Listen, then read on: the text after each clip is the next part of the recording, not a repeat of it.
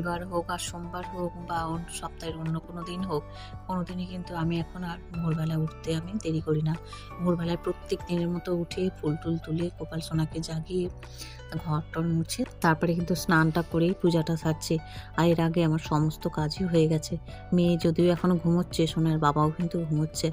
এখন ওই কটা বাজে, 6টার কাছাকাছি বাজতে যায়।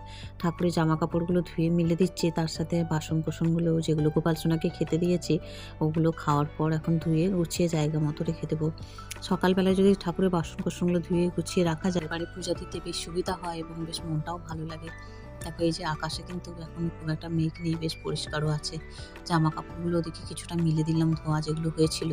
মেয়েকে শরবত দিয়ে দিলাম। মেয়ে কিন্তু এখন এই যে উঠে পড়েছে, ওকে শরবত দিলাম। দেওয়ার পর আমি একটু কিন্তু শুয়ে পড়েছিলাম। এদিকে দেখো এখন এই যে ঘুম থেকে উঠেছি, উঠান টুঠানগুলো সব তো লেপে দিয়েছি, ওটা তোমাদের দেখিয়ে দিলাম। উঠেছি যেহেতু একটু লেট করে, সোনার বাবা কিন্তু চাটা সব কিছু রেডি করে রেখেছিল। উঠানটা সুন্দর করে ভোরবেলা লেপেছিলাম, এই যে এখন তাই দেখছি। আর এত কুকুর ঢোকে এখন না, ভীষণ বিরক্ত লাগে।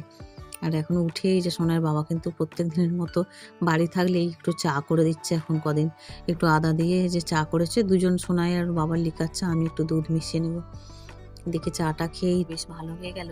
আর ওদিকে ছুটে চলে গিয়েছিলাম রান্নাঘরে, কারণ মেয়ে আবার যাবে ড্রয়িং ক্লাসে। ওই জন্য একটু তাকে ভাত খাইয়ে পাঠাবো আর কি। মেয়ে ওর বাবার কাছে পড়তে বসেছে, আর আমি ওদিকে রান্নাঘরে চলে গিয়েছিলাম। কয়েকটা বড়া ভেজে নিয়েছি বেসন দিয়ে আলু দিয়ে, মানে ওই চপ করতে গিয়েছিলাম তো বড়া টাইপেরই হয়ে গেছে। আমি ঠিক পারি না জানো তো, এই চপগুলো বেশ সুন্দর যে ভাজে না অনেকে, ওরকম হয় না। ওই আর কি আলুর চপ করতে গিয়ে আলুর বড়াই হয়ে গেছে।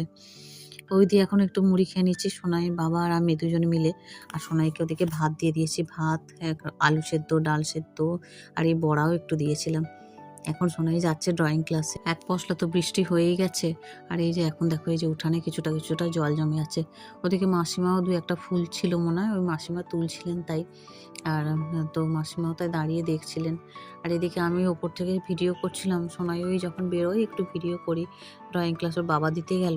আর এদিকে আমি আবার ঘরের সব কাজকর্মগুলো সারবো। বেশিরভাগই সারা হয়ে গেছে, কাজকর্ম বলতে রান্না বান্না আর একটু জামা কাপড়গুলো গোছানো গাছানো।